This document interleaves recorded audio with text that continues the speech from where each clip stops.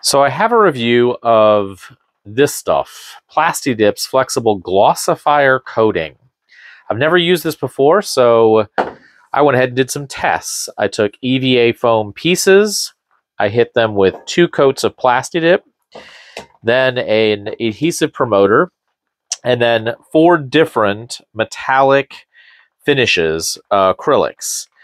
This is my traditional process, and then I use a clear coat for plastics that I've used for a long time on top of that so that the paint doesn't get dull and it has an extra gloss.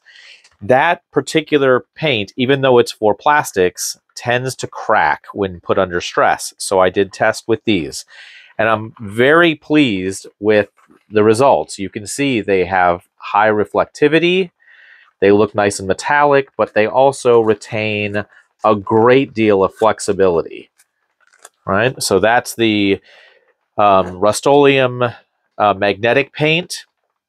This is Krylon metallic. Again, nice and bright, has some reflectivity to it, and clearly is very flexible.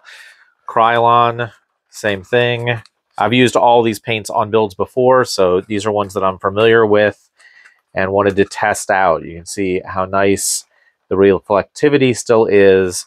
Now, the trick with this is to use this while the enamel paint is still wet. So I've tried it initially with all of the pieces, the enamel dried.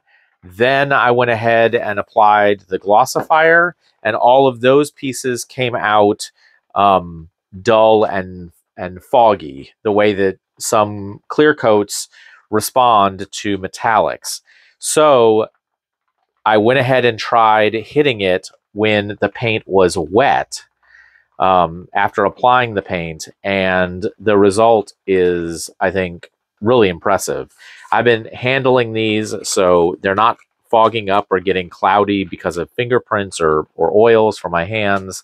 It's still very reflective, and it's got a nice flexibility. So this is going to be added to the shop as a permanent way of creating EVA foam metallic pieces and then locking it in while the paint's still wet with this Plasti-Dip Flexible Glossifier Coating.